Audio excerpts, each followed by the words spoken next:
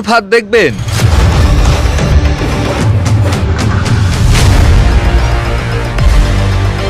ঝালকাঠি শহরের বুক চিরে বয়ে চলা আমাদের এই বাসনডা নদী, আর তার উপর দাঁড়িয়ে আছে এক জরাজীর্ণ কঙ্কাল। সালটা 1989, যখন এই বেইলি ব্রিজটি নির্মাণ করা হয়েছিল, যার নির্মাতা ছিল হোসেন মোহাম্মদ এরশাদ।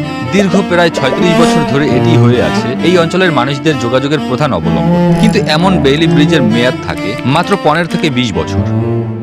যেখানে নতুন অবস্থাতেই 12 থেকে 15 টন লোড নিতে সক্ষম ছিল, সেখানে এত বছর পরেও 7 টন লোড নিতেই এটি হিমশিম খাচ্ছে।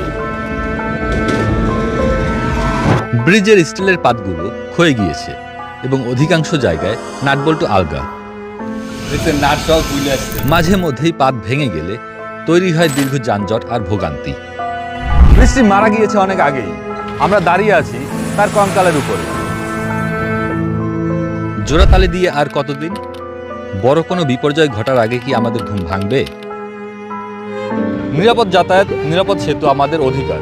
ঝালকাঠির মানুষ আর ঝুঁকি নিতে চায় না, তারা চায় সমাধান।